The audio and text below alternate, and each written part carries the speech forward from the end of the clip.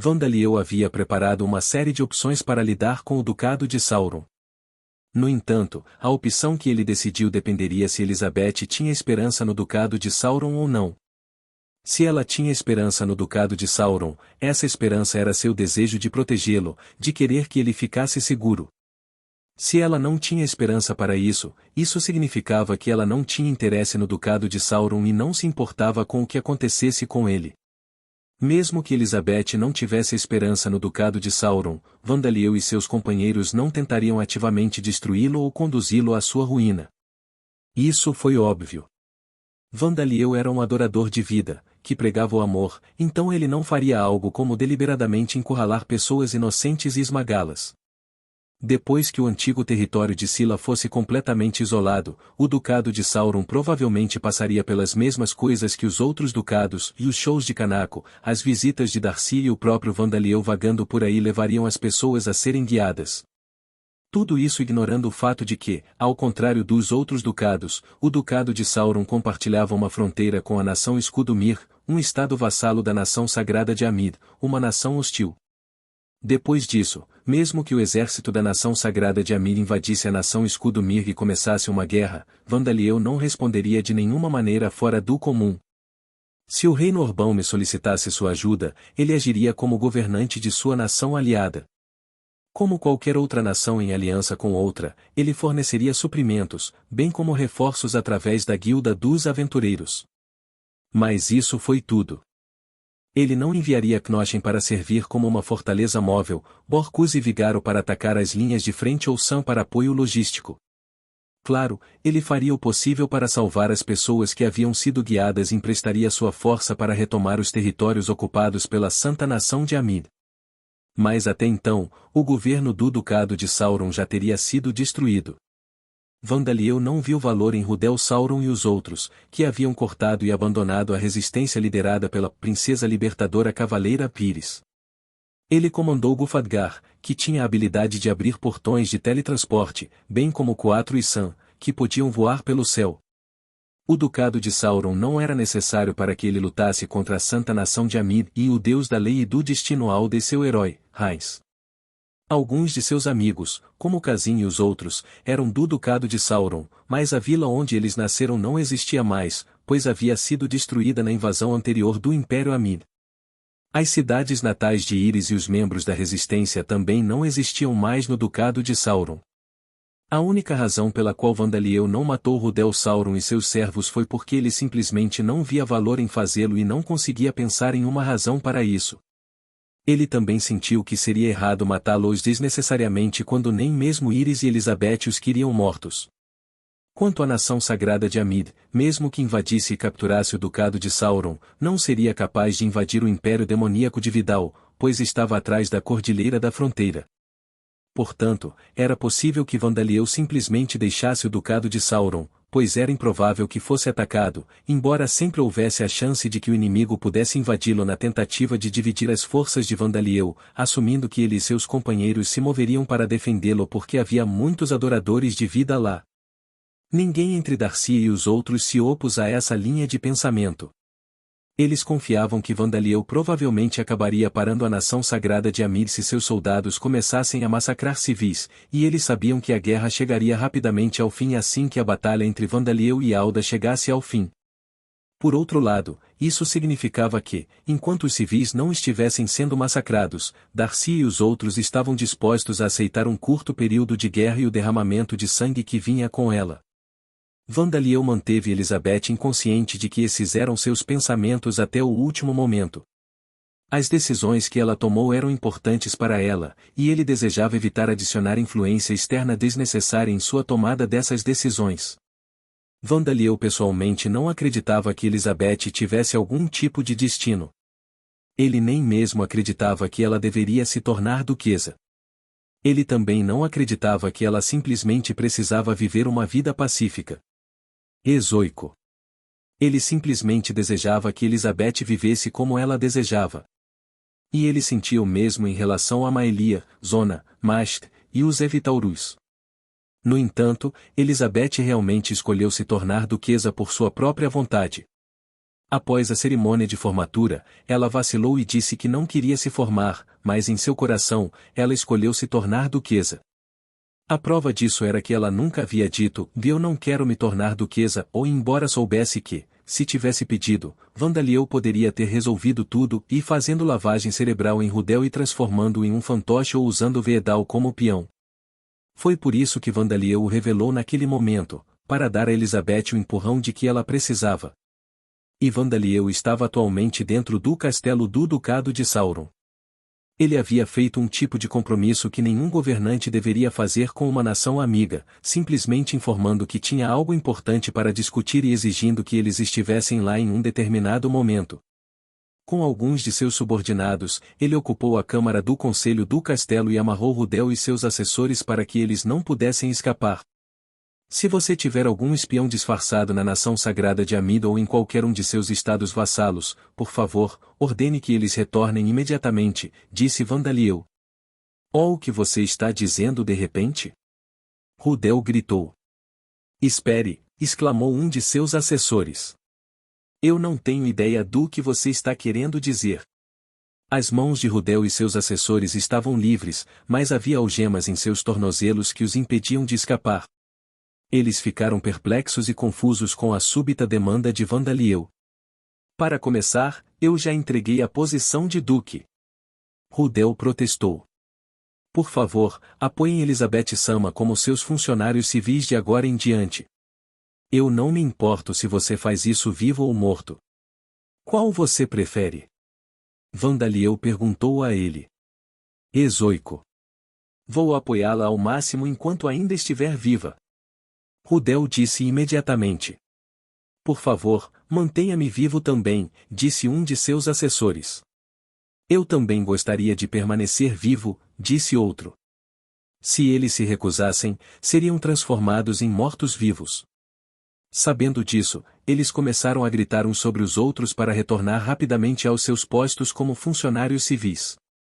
E, claro, Vandaliel também pretendia enviar funcionários civis mortos-vivos que não trairiam Elizabeth, e incluindo os mortos-vivos que já foram primeiros ministros, cujo rosto havia sido alterado para parecer completamente diferente. Temos espiões despachados, mas ter todos eles retornando. Disse um dos ex-assessores de Rudel hesitante, ele era o nobre encarregado da inteligência. Haverá efeitos nas identidades e redes de informação que eles construíram. Se o fato de que eles são nossos agentes for descoberto, suas vidas podem ser colocadas em risco.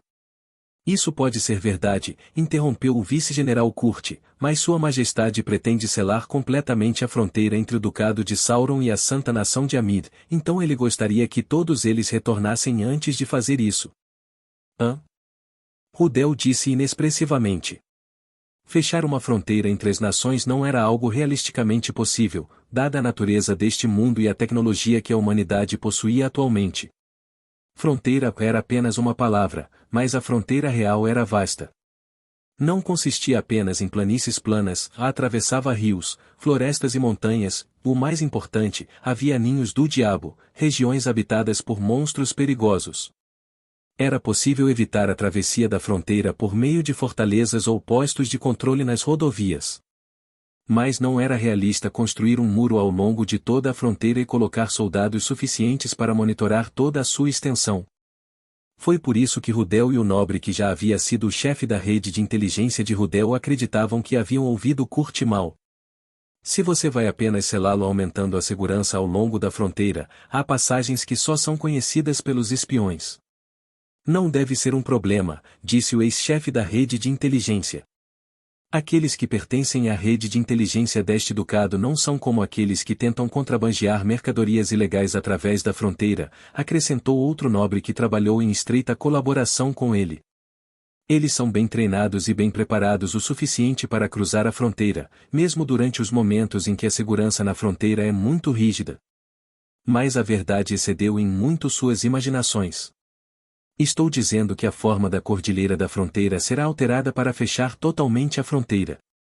Aventureiros de classe ou superior podem ser capazes de cruzá-la, mas não acho que nenhum de seus espiões ou agentes seja tão habilidoso, não é? Disse Kurt. Ezoico. A fronteira do país seria literalmente fechada. Se demorar algum tempo, então abrirei os portões de teletransporte. Dê-nos suas localizações atuais e quaisquer senhas ou cifras necessárias para contatá-los, disse Gulfadgar. Sua presença aqui indicava que Vandaliel não pretendia gastar muito tempo realizando a tarefa. Miles Rouge, o vampiro que possuía o título de Uquiserpo e agora servia como presidente da Starving Wolf Security Company, observou enquanto a terra tremia e a ouvia gemer. Ao fazê-lo, ele se lembrou das palavras que havia falado uma vez: o chefe se tornará capaz de mover a cordilheira da fronteira. Ele havia falado essas palavras sem qualquer dúvida em sua mente de que eram verdadeiras. Eu não estava brincando quando disse isso naquela época, na verdade, eu estava completamente falando sério, mas... Dá arrepios na espinha vê-lo realmente movendo a cordilheira, ele murmurou. Uma parte da cordilheira Bondar estava se movendo. Como uma enorme serpente, ela se contorceu, mudando lenta mas seguramente do sul para o norte. Seus picos tinham milhares de metros de altura. Miles estava a alguma distância, então ele tinha uma boa visão de toda a cordilheira, mas se estivesse mais perto, provavelmente teria que correr para salvar sua vida, sem tempo para relembrar calmamente como estava fazendo agora. De fato, havia coisas voando nos céus acima da cordilheira. Embora ele não pudesse dizer com certeza, porque eles estavam bastante distantes, eles provavelmente eram Wyvern e dragões furacões. A cordilheira da fronteira estava totalmente coberta de ninhos do diabo. Isso incluía não apenas a terra entre os picos, mas toda a própria cordilheira. Os monstros estavam, sem dúvida, em um frenesi surpreso e confuso com o fato de que a cordilheira estava se movendo. Se houvesse algum aventureiro comum ou cavaleiro preso nisso, eles estariam completamente desamparados. Mas Baconava, Pet e Vandaliel e a bordo do Sun estavam presentes, então qualquer monstro voando descuidadamente muito perto estava sendo devorado. Aliás, havia monstros que estavam fugindo no chão e não no ar. Para lidar com eles, Miriam e o resto que vieram realizar concertos no Ducado de Sauron, liderando Kazin, Hendricksen e muitos outros, já haviam sido estacionados preventivamente ao longo da fronteira. Eles também foram acompanhados por um grande número de demônios e mortos-vivos, bem como Scylla, incluindo Privel. Qualquer monstro que tentasse fugir dos ninhos do diabo seria caçado muito antes de poder chegar a qualquer assentamento humano. Quanto à nação Escudo Mir, que logo seria completamente cortada pela cordilheira da fronteira, e eles teriam que lidar com as coisas por conta própria. Eles tinham suas fortalezas das quais tanto se orgulhavam, afinal. De qualquer forma, não era motivo de preocupação para o reino Orbaumi ou para o império demoníaco de Vidal, já que a nação Escudo Mir era uma nação inimiga. Ezoico. Mas mesmo observando a essa distância, podemos ver que há muitos monstros voando para fora dos ninhos do diabo, disse Miles. É porque o chão está constantemente se movendo sob seus pés. Ou é? Talvez os monstros estivessem enlouquecendo não porque a cordilheira estava se movendo, mas porque estavam em estado de pânico completo devido à presença de Baconava, Pet, assim como Vandaliel, que estava gastando uma quantidade enorme de mana. Se sim, então sinto muito por eles. O que vocês acham? Espere, por que eu sou o único que está falando? Perguntou Miles. Ele não era o único de pé neste ponto de vista que tinha uma visão clara sobre a fronteira entre o Ducado de Sauron e a nação Escudo Mir. Iris estava aqui, assim como seu pai relacionado ao sangue, Nemesis George, que residia em sua espada. E eles também foram acompanhados por Elizabeth e os outros. Miles, Elizabeth Sam e os outros meio que e desmaiou com os olhos ainda abertos, disse Iris. Eu não posso culpá-los. Disse George. Elizabeth e os outros ficaram completamente petrificados com a visão da cordilheira se movendo, eles estavam completamente imóveis. Era possível que eles realmente tivessem desmaiado. Estou mais preocupada se havia pessoas lá embaixo do que com os monstros, disse Iris. Embora eu suponha, conhecendo Sua Majestade, ele verificou minuciosamente antes de começar, acrescentou ela. Não deveria haver pessoas na cordilheira, disse Miles. Para começar, não há muitas pessoas imprudentes o suficiente para tentar cruzar a cordilheira da fronteira. Afinal, é a cordilheira atrás do antigo território de Scylla. Os aventureiros nem seriam capazes de chegar lá, a menos que pudessem fugir do demônio caçador de cabeças. Entendo. Então, a única maneira de alguém ser pego nisso é se estiver perto da fronteira, disse Iris. E mesmo assim, nenhum deles estaria deste lado da fronteira, Iris, disse seu pai. Afinal, avisamos adequadamente e Ibós está na frente da cordilheira, então mesmo que houvesse alguém atrasado para evacuar, eles ficariam bem, disse Miles. A cordilheira da fronteira atualmente ficava entre a fortaleza do Ducado de Sauron e a fortaleza da nação Escudo Mir. Embora fosse uma fronteira entre nações, as duas nações eram inimigas. Ao longo de cerca de 500 anos de história, houve numerosos armistícios, mas nenhum tratado de paz. Em outras palavras, houve promessas de fazer pausas na guerra, mas nunca promessas de cessar a guerra completamente. Se nações com essa história entre si tivessem fortalezas adjacentes umas às outras, haveria conflitos ininterruptos durante todo o dia, esgotando enormes recursos de ambos os lados. Era até possível que pequenas escaramuças se transformassem em guerras imprevisíveis e em grande escala. Era por isso que havia uma zona tampão que ficava entre onde cada nação traçava sua fronteira que não era explicitamente reivindicada por nenhum dos lados.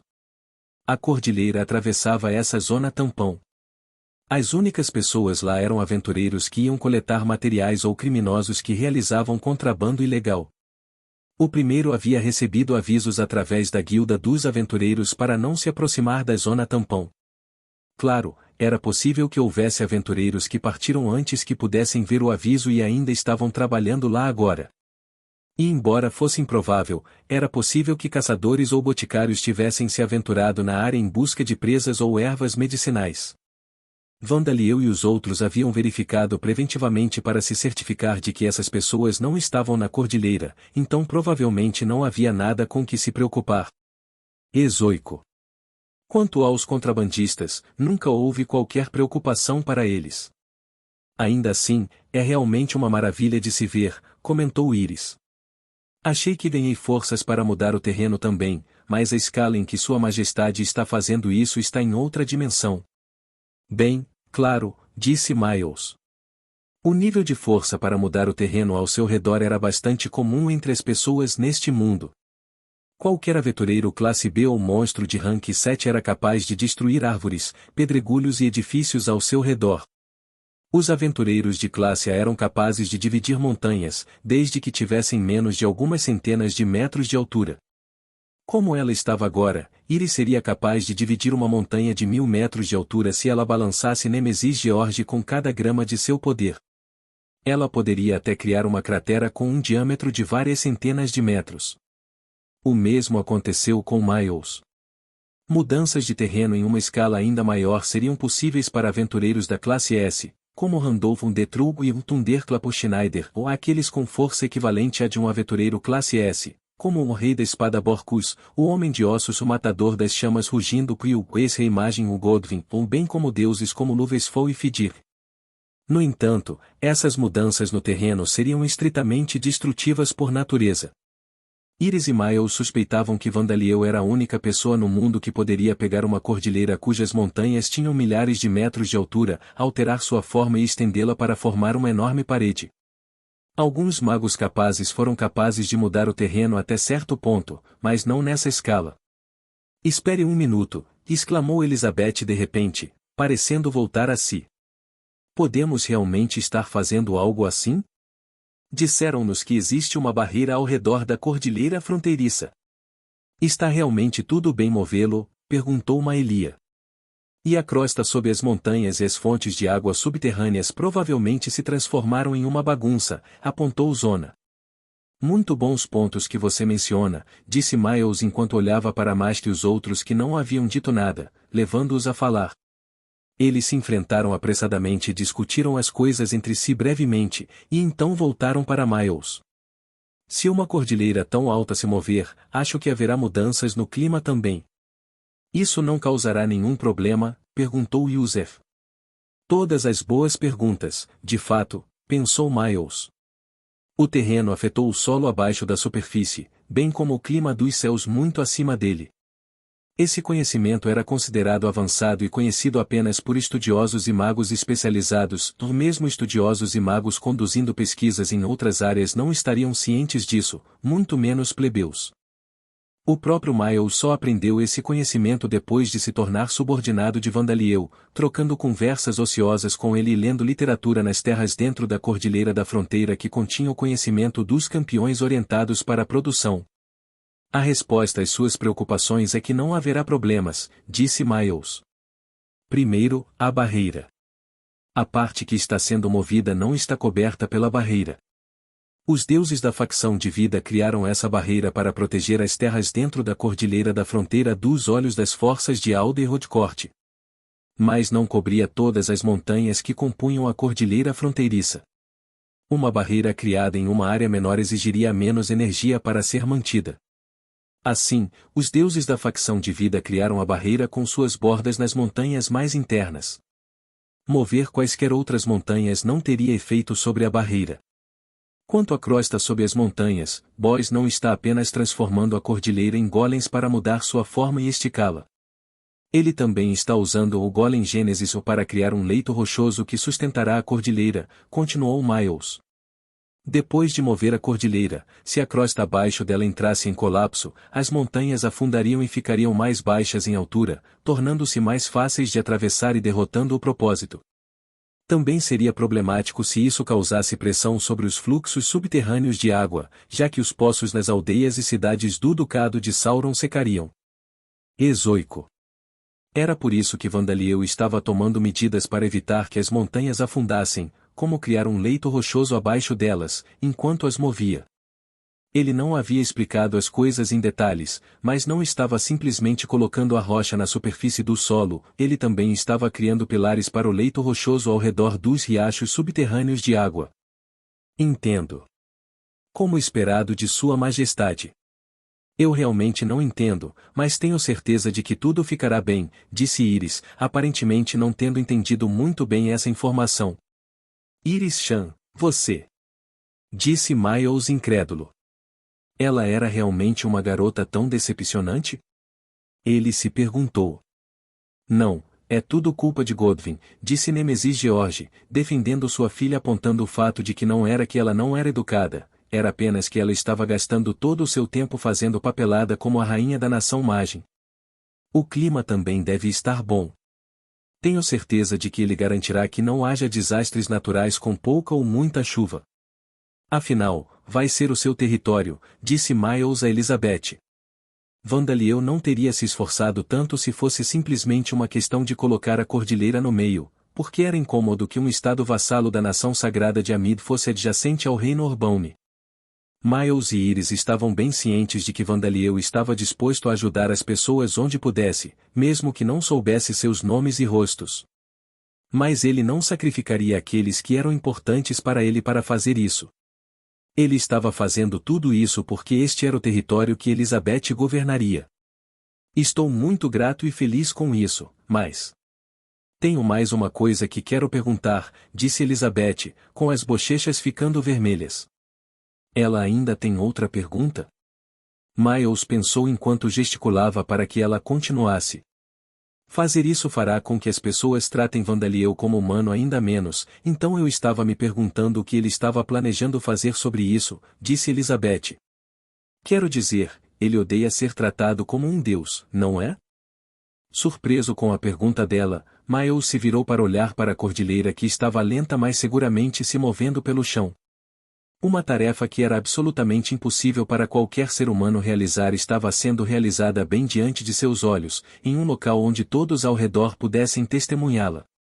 Além disso, quem realizava essa tarefa também estava tomando medidas preventivas para evitar possíveis problemas futuros causados por ela.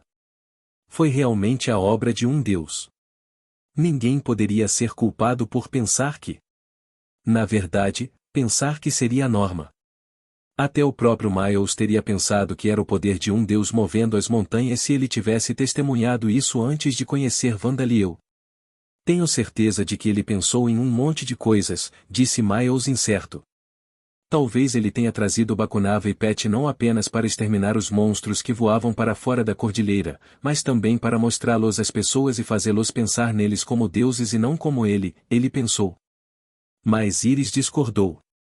Miles, Sua Majestade não pensou nisso.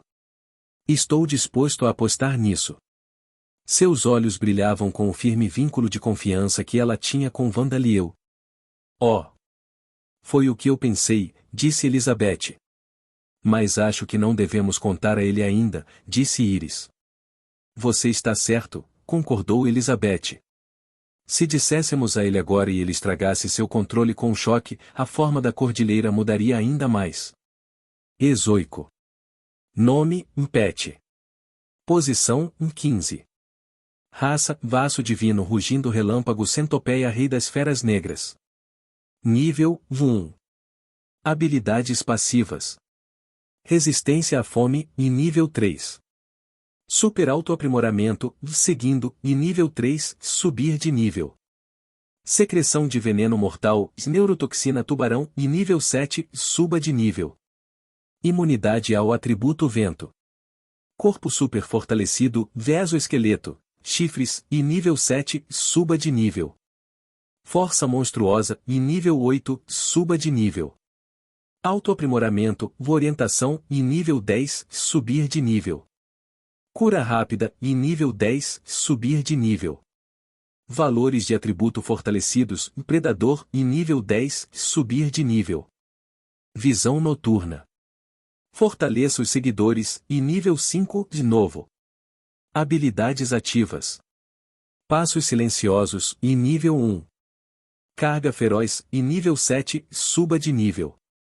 Transcender limites, e nível 5, subir de nível.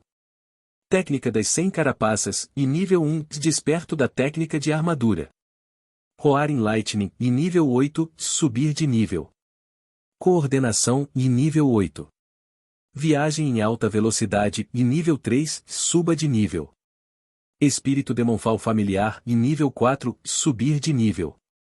Encolher, e nível 6, de novo. Habilidades únicas. Devorador de Dragões Ancião, e nível 2, subir de nível.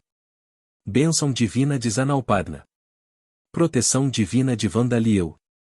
Explicação do monstro, escrito por Luciliano. Centopeia Relâmpago Rugido de Aço Divino Rei das Feras Negras. Ao atingir o rank 15, a raça de Pet se juntou às fileiras dos Reis Besta. É inédito que um monstro se torne um Rei das Feras, e se eu não tivesse verificado eu mesmo, provavelmente teria considerado pura ficção, mesmo por uma premissa completamente teórica.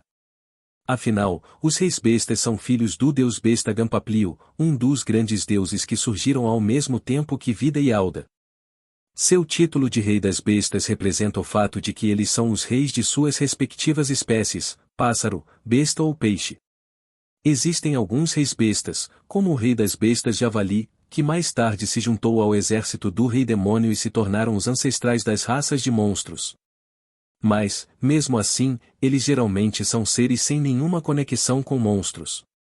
No entanto, não há precedente de um monstro se tornar um Rei das Feras aumentando sua classificação. Para começar, os únicos registros existentes de monstros de rank 15 são lendas e mitos duvidosos. De acordo com Gufadgar, quase não existiam monstros de rank 14 ou superior quando o exército do Rei Demônio era governado pelo ex-Rei Demônio Guduranis. Naquela época, os monstros serviam apenas como infantaria para os deuses malignos do exército do Rei Demônio e, embora construíssem coisas como masmorras como instalações para produzir e criar monstros em grande número, eles eram vistos como forças descartáveis. E depois que Belvood e os outros campeões foram convocados para este mundo, os monstros foram derrotados em massa, tornando difícil para qualquer monstro individual alcançar o rank 13 e monstros com poder rivalizando com os deuses malignos que os criaram. Havia alguns monstros individuais criados para um propósito específico, ou criados como um passatempo por certos deuses malignos, mas aparentemente eram apenas uma porção muito pequena dos monstros como um todo. É irônico que os monstros sejam capazes de viver com mais facilidade e liberdade agora que o ex-rei demônio, aquele que governou seus criadores, foi selado. Talvez o fato de Pet se tornar um rei das feras seja um sinal da existência de novos seres neste mundo, o mestre, que é o novo rei demônio, e os monstros que o servem.